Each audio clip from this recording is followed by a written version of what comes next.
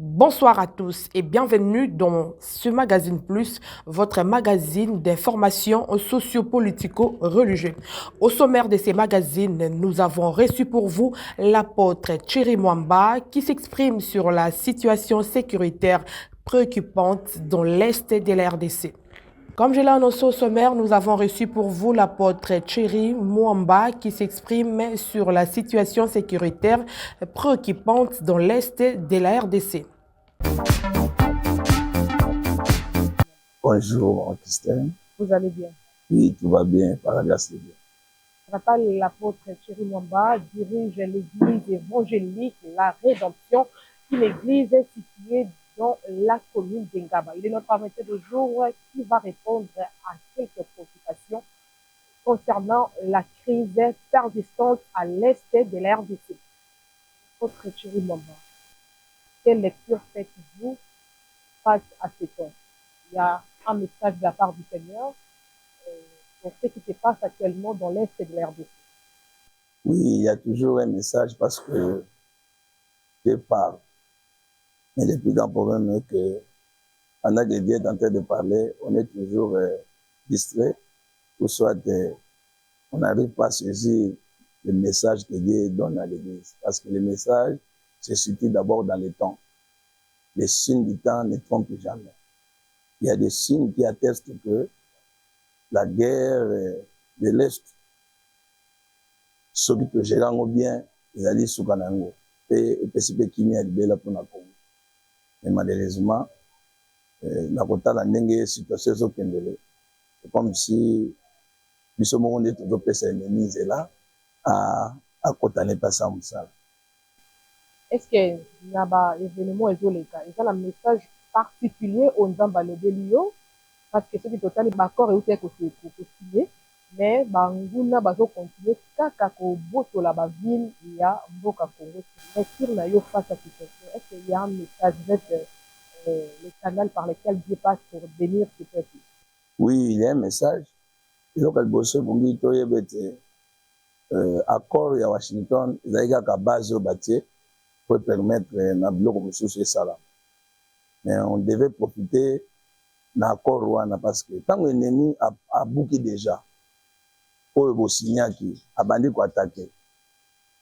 Beaucoup de gens ils n'ont pas besoin de savoir attaquer parce que beaucoup on n'a pas d'égalité. Mais quand on laisse l'ennemi à côté, après, nous dire non, pour nous accuser, non, l'ennemi a beaucoup d'accord, tout ça. Mais tant qu'il y a beaucoup d'accord, on se trouve à mon avis. C'est une fois, il y a beaucoup, ils n'ont pas de décider. La bête bombe outil Rwanda et continue à RDC.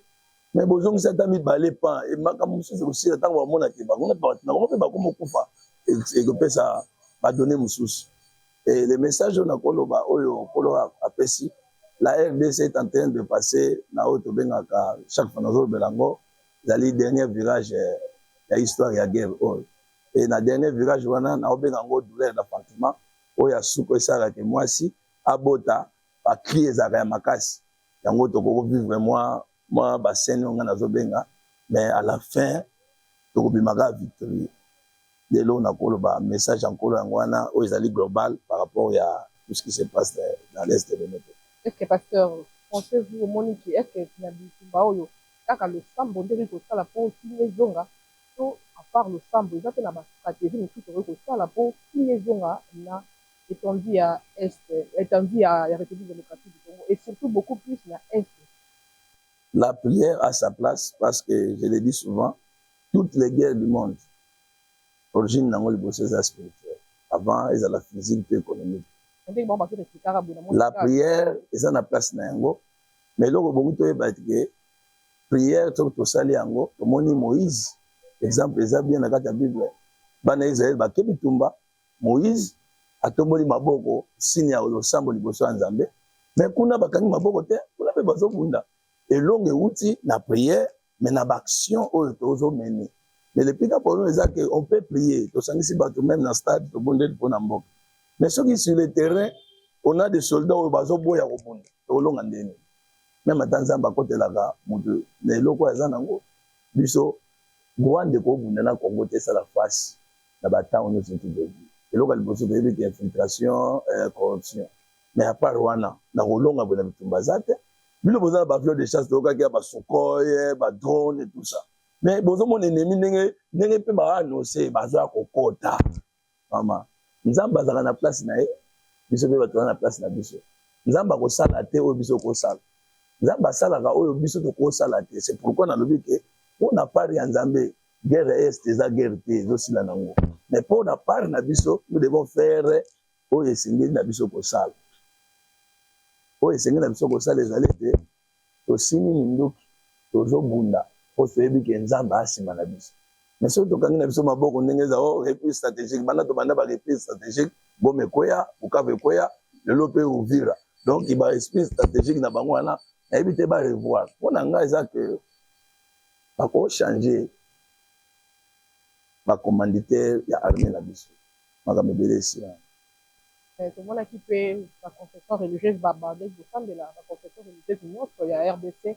bazobondela mpona kimia na mboka ntango opesi exemple ya Moïse ya bande kobondela ezalaki na Aron bande kosoutenir maboko na ye mpo bitumba esila na losambo kaka nde soki totali ofete kaka na losambo na bitumba esilaka parce que soki totali prière esalamaki na stade soki totali lolenge baconfession religieuse bazali kobondela na palais du peuple bazobondela na différentes églises presque chaque semaine chaque jour église ya Congo esambelaka mpona kimia mais jusque là kimia mpe ezongi te omoni te ke losambo kaka yango moko esuffire te mpo kimia ezonga na Congo il faut bastratégie mosusu ezala nalobi losambo eza na part nango oyo mpe tokokosa eza na part nango mais na losambo yango mpe efo toyeba eloko moko tokoki kobondela toza na révélation nini par rapport ya makambo nakobonde bibundi ya bondi ya tete ya likambo ya guerre on doit avoir une révélation claire par rapport à la situation on a net au monde par rapport à ce que l'Éternel nous a révélé et quand il n'y a pas la révélation la Bible dit clair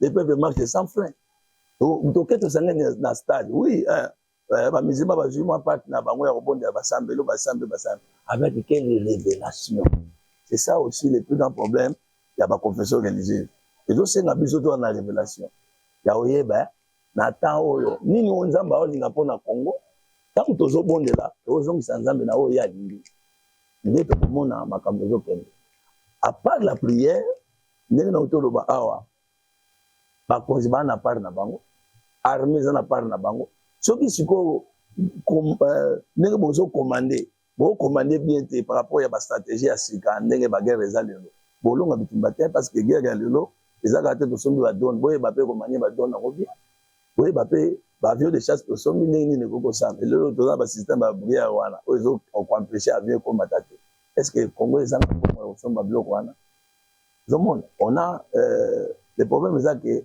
bato nyonso motu nyonso oyo ayebi kaza congolais kobanda na président ya république mpe peuple basuka moto ya moto aza na part ya responsabilité une part ya responsabilité donc soki biso tosaleli responsabilité na biso tokolonga biso tobondela mais tobondelaka bibondela te mpo tosangani mais avoir la révélation par rapport à la situation situation ya mboka oyo nyonso to ayebi yango baeglise ebondelaka mais enfin babondela bafutaka na mokonzi ya mboka basololi ata sur le plan spirituel nzambe akoloba peut-être mais ntango basangani bakomi deya biloko moko po cause ekomi koluka kimia ezonga na mboka donc soki confession religieuse esangani mpo ebondela c'est sûr ke bakoki kozwa mpe révélation na part ya nzambe mais bakoki mpe kozwa badirective soki baorientation soki bainformation mosusu epa mokonzi ya mboka so bakutanaki mpe na mokonzi ya mboka mama opuseka na makambo ebele vraimen te na grosse limité na nga wana ntango nazoba révélation il y a révélation et révélation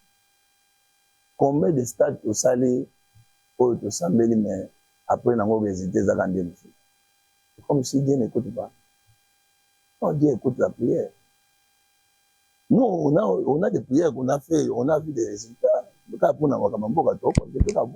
parce qu'on a fait la révélation exacte par rapport à la situation maman kosanga nebele ngalo bango nzamba na besoin de nombre belete pour assisa likambo il suffit à 3-4 personnes oyo basali likambo selon volonté na ye par rapport à la révélation nzamba pesi bango bakosisa makambo belé po bazana ainsi dit l'Éternel mais kosanga na oui donc okutana mokonzi ya mboka alobi o ndenge yazomonela eza mabe te mais oyo bino bo apporter nini parce que si on a dit ba confession religieuse lelo ezaka dialogue.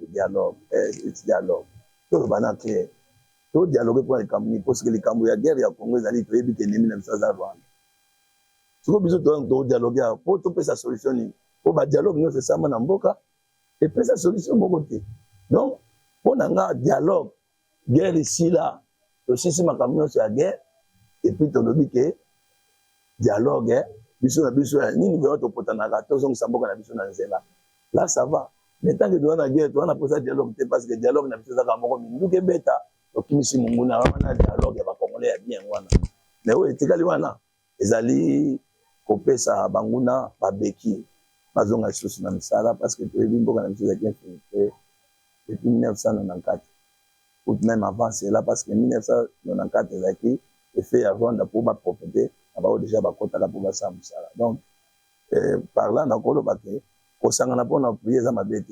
L'initiative, on les a malades parce que ça, parmi la prérogative église, pour la pour la boca. Mais, au Sambela, et c'est une révélation.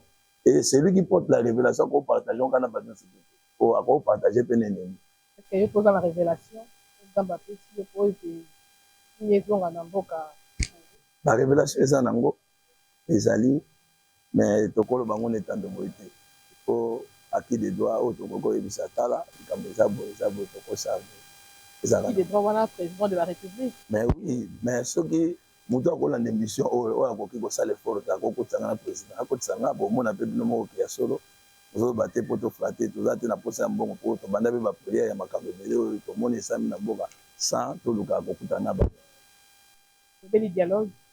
Wa oyo ba politicien misusu bazo fan de la mingi po ezongisa kimia na mboka. Est-ce que dialogue vraiment ce qui le basangani ba dialoguer bitumbe kosila? Mama muta agressé biso Rwanda. Siko bino biso na kaisa lokola muta buta biso talibanda biso bito salto yo kana to solo na awa bongo bitumbe kosila. Et c'est la terre. Pour muta buta biso Rwanda. To attaquer de Rwanda.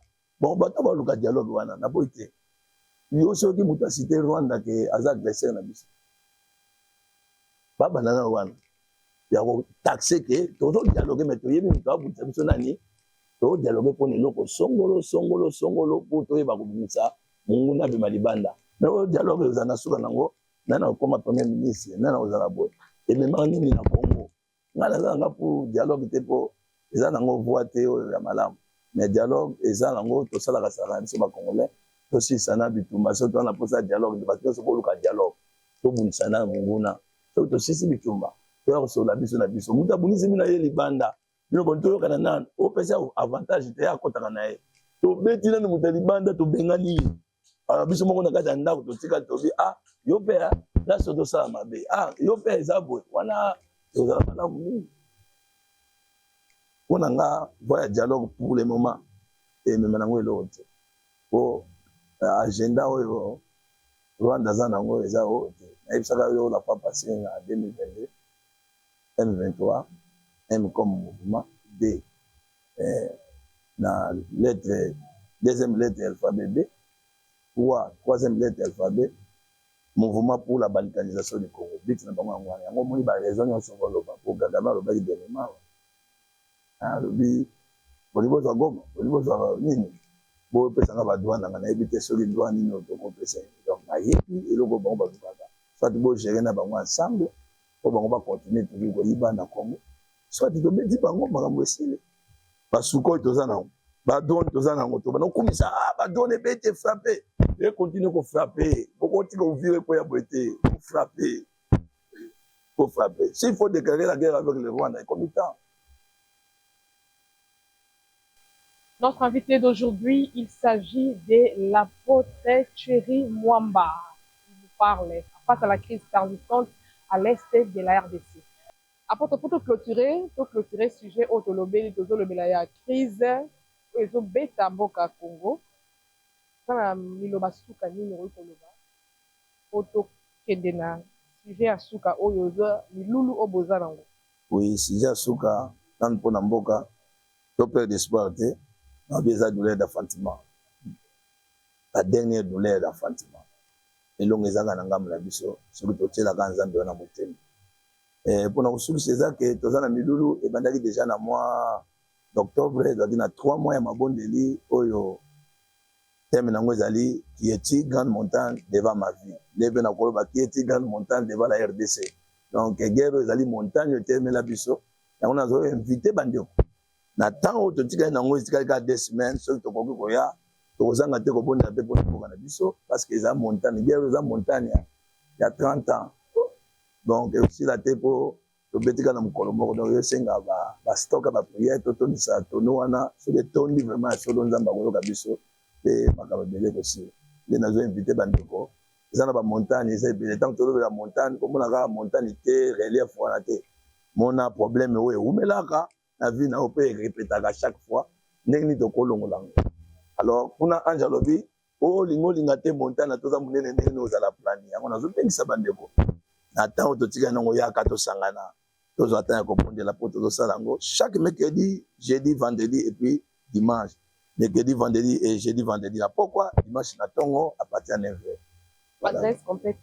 Oui, adresse de l'église, Tozali située dans l'avenue Maïpili, numéro 136, dans la commune Angaba. Référence Ezali, Wenzangaba, to avenue Kikwit.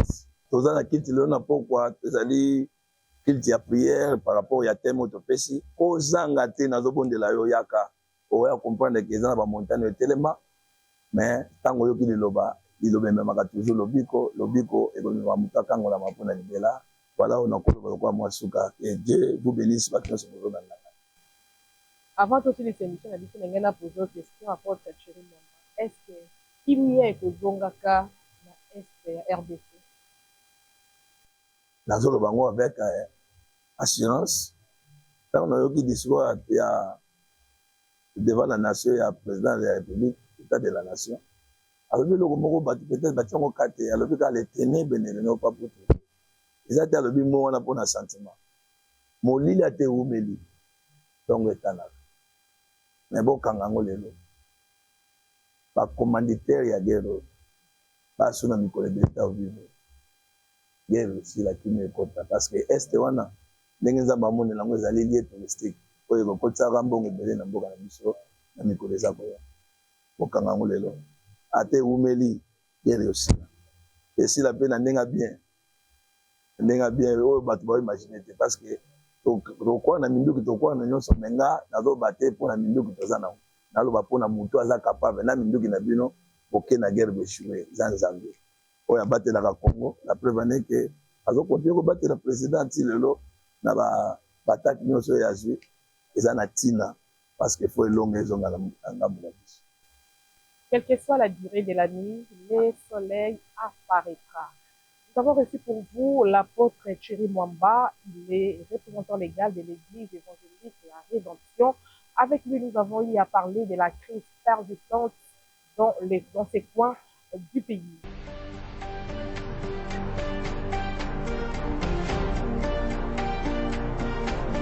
Ainsi s'achève cette édition de Magazine Plus. Merci de nous avoir suivis.